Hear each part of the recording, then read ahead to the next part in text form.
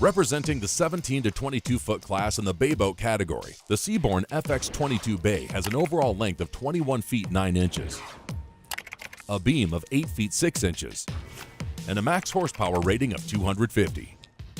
Built for running inshore waters and venturing outside of an inlet, she has a draft of 11 inches, a dead rise of 17 degrees, a dry weight of 2,000 pounds, and a fuel capacity of 52 gallons. Now, let's hear more from our hosts, Dave East and Rick Riles. Okay, this is the Sea Born FX22. And you know, sometimes a flats boat is just not big enough, but you don't want to make that transition into, say, a small offshore center console. This might be a good sized bay boat to start with. But one of the design features that stands out to me the most is the fact that we've got a double step in the hull. If you got a guy that wants increased performance, maybe he came out of the bass boat world, maybe he wants some speed, or he's really looking at that fuel burn, you've got a 150 horsepower outboard push in this and double steps. This boat's gonna be very, very fuel efficient. Because she's got less wetted surface when she has a double step put in. I know you appreciate the design of the double step and the running surface, but what I appreciate is having so much room up here for more than one person to fish. If you're in a tournament, you don't have to worry a bit about 2 guys or even 3 guys standing up here fishing. Well, in a 22-foot boat, this is one of the largest bow casting platforms that we've seen yet. What Sea Born has done is they've made good use of the space underneath this huge casting deck. You've got 2 great big rod lockers on either side. You're standing on a big storage area here in the center, but people go buy a new boat, the first thing they do, they go spend a lot of money on those big high-tech coolers. On this boat, it's not necessary, it's built in. It's a double step that we like to see, but below that is a cooler that'll keep ice for days. 10 years ago, we never could have dreamed how long coolers really can hold ice, and this is part of those new generations of coolers. They'll hold them for as long as you'll ever need it. Really does make a big difference.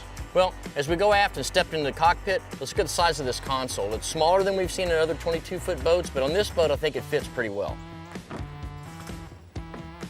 See what I mean about the size of the console?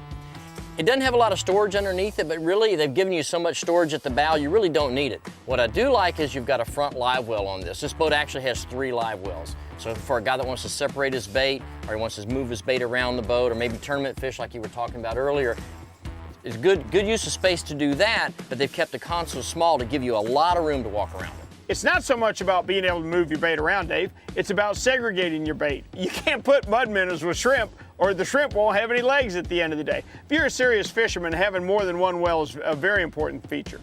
Well, to match your console, they went with a small leaner. And on this boat, that's really all you need. Anything bigger than this would overpower the console, and I don't think it would match really well. So for 2 guys, it's a comfortable place to lean. As we move to the aft casting platform, it's got that center live well with the clear lid that you look for in all the other boats.